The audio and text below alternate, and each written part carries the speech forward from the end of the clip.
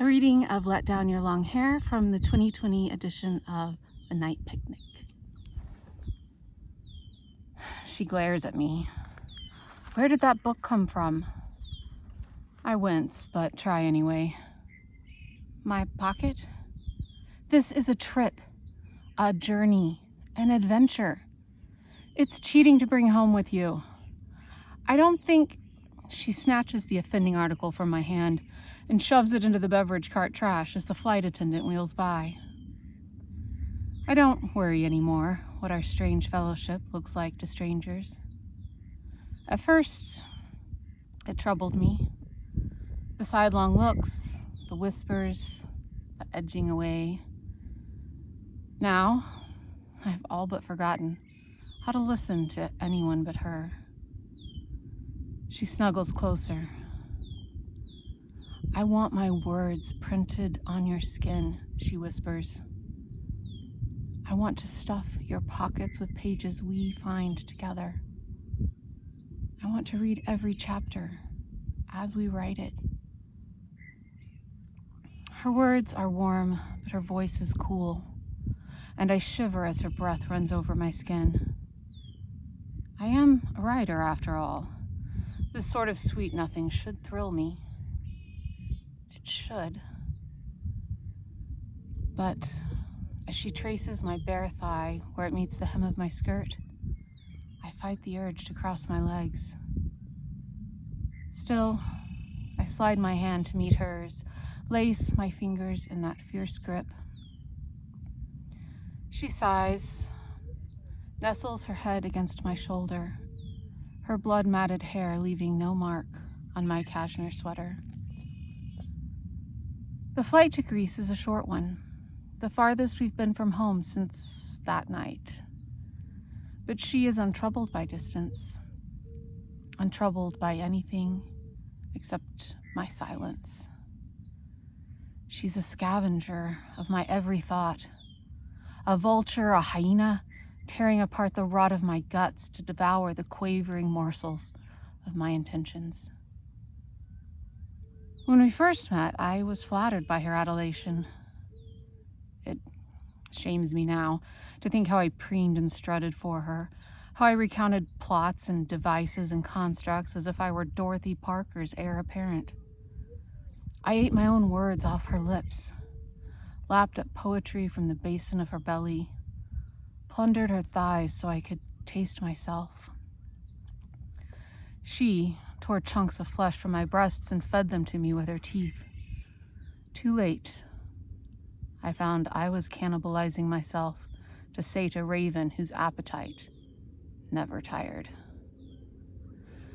I don't like to think about that night, and she doesn't hold it against me. Not once has she ever brought it up. Perhaps it is as horrifying to her as it is to me. I suppose all writers enjoy tormenting their characters, contorting their limbs with a miscellany of agonies to see what new shapes they form. I'd thought it a diverting fiction that anyone could become a murderer under the right circumstances. It wasn't as if the provocation was slight. I'd been wrung out like an old rag, my thoughts shredded with her incessant attentions.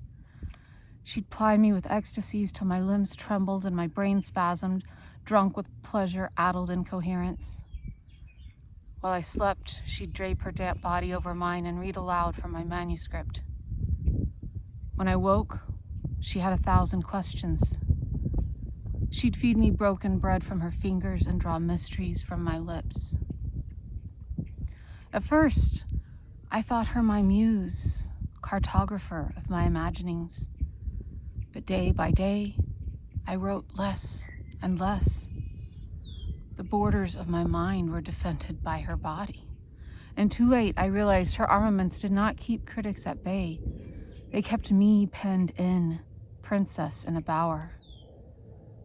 I never understood before how deeply, how desperately, the witch loved Rapunzel, or how madly Rapunzel loved the witch. I did try, to untangle my pages from her grip, but the papers tore and the words fell into an abyss. I could not lose any more of my story. Self-defense, I thought it. I can still feel the marble bookend slipping in my hand, hear the thick, wet impact, the crunching of her skull. She didn't fight me then. She kept her eyes on mine till the darkness came, an opaline curtain that took her vision away from me. She wasn't gone for long.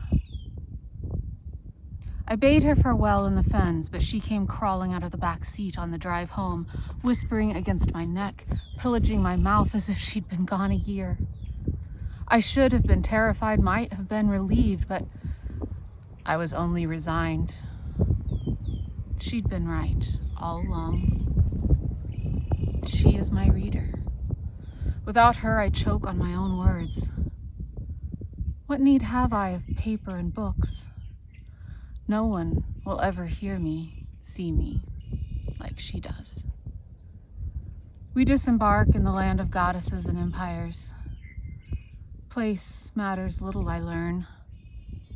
All my comprehension is bound up in her voice in my ear, in the letters she traces on my skin.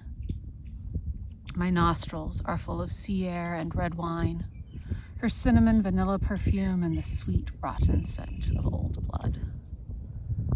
I can feel the poetry spilling from my lips, but like a god-fuddled oracle, I can make no sense of my own verse. We lie on our bellies, laughing as our arms dangle over the cliff's edge, snatching stories out of the wind's fingers. There, she murmurs, pointing. I crane to see what she sees, words scrawling over the rocky face beneath us, penned by some invisible finger. Let down your hair, she whispers. Only one way out of this tower, princess. Perhaps we all build our own towers. I roll over, drawing her into an iron embrace as we leave the cliff for the sky, for the sea. My witch is all my words, and I will not leave her behind.